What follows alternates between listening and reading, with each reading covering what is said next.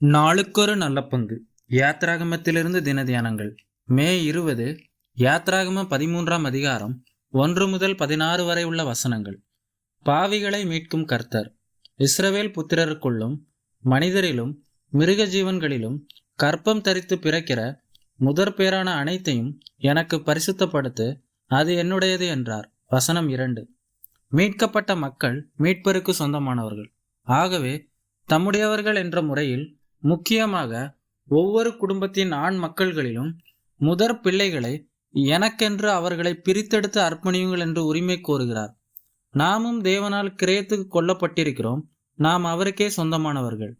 மீட்பு என்னும் எஞ்சினை தொடர்ந்து வரும் பெட்டிகளை அர்ப்பணிப்பும் பரிசுத்தமும். தலை பிள்ளைகள் சிறப்பான முறையில் மீட்கப்பட்டதால் அவர்கள் தேவனுக்கும் சிறப்பானவர்கள். ஆகவே பரிசுத்தமான வகையில் அவருடையவற்றை அவர் கையில் ஒப்படைக்க வேண்டும். தேவனால் மீட்கப்பட்டவர்கள் அல்லது தேவனுக்கு ஒப்புவிக்கப்பட்டவர்களின் அடையாளங்கள் யாவை? கர்த்தருடைய வசனம் அவர்களுடைய நாவையும் அவர்களுடைய கண்களையும் அவர்களுடைய கரங்களையும் ஆளுகை செய்ய வேண்டும்.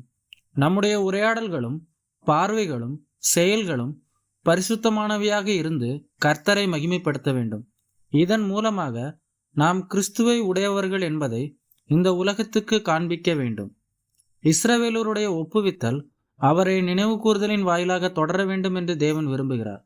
தேவனுடைய செயல்களை மறப்பது நாம் அவரை தொடர்ந்து விசுவாசிப்பதற்கும் சேவை செய்வதற்கும் தடையை உண்டாக்குகிறது. புதிய ஏற்பாட்டு விசுவாசிகளாகிய நம்முடைய ஒப்புவித்தலும் அவரை நினைவு கூர்ந்து ஆராதிப்பதில் வெளிப்பட வேண்டும். அது தொடர்ந்து நம்மை புதுப்பித்தலுக்கு உட்படுத்துகிறது. கழுதையின் தலையீற்றெல்லாம் ஒரு ஆட்டுக்குட்டியால் மீட்கப்பட வேண்டும். முதல் பிறந்த ஆண் மகனுக்கும் புத்தி இல்லாத முரட்டாட்டம் உள்ள கழுதையின் முதல் குட்டிக்கும் மீட்பின் கிரயம் ஓர் ஆட்டுக்குட்டியே.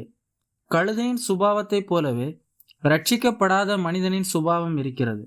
நம்முடைய தலை முறிக்கப்படாதபடிக்கு தேவன் தம்முடைய குமாரனை மரணத்துக்கு ஒப்புவித்ததன் மூலமாக மீட்கப்பட்டிருக்கிறோம். பாவிகளாக நமக்கு ஒரு மீட்பின் கிரயத்தை ஏற்படுத்திய தேவனுக்கு நன்றி செலுத்துவோம். ஓர் மீட்கப்பட்ட கழுதையாக ஆண்டவரை சுமந்து சென்று உலகத்துக்கு அவரை வெளிப்படுத்துவோம். மேலும் இந்த மாபெரும் மீட்பின் அனுபவத்தை அடுத்த தலைமுறைக்கு கடத்துவது நம்முடைய தலையாகிய பொறுப்பாகும். இது என்ன என்று நாளைக்கு நம்முடைய பிள்ளைகள் கேட்கும் பொழுது கர்த்தர் தம்முடைய பலத்த கரத்தினால் நம்மை பாவமாகிய அடிமைத்தனத்திலிருந்து எப்படி மீட்டு கொண்டார் என்பதை அவர்களுக்கு சாட்சியாக அறிவிக்க வேண்டும். ரட்சிப்பு என்பது நாம் மட்டும் அனுபவித்து மகிழ்வதற்கானது அல்ல. அது நம் சந்ததியினரின் தனிப்பட்ட விசுவாச அனுபவமாக மாற நாம் வழிகாட்ட வேண்டும். கர்த்தருடைய மீட்பின் வல்லமையும் அவருடைய அன்பும் நம் குடும்பங்களில் தலைமுறை தலைமுறையாக பிரகடனப்படுத்தப்படுவதே மீட்கப்பட்டவர்களாக நாம் அவருக்கு செலுத்தும் உண்மையான அர்ப்பணிப்பாகும். ஆமேன்.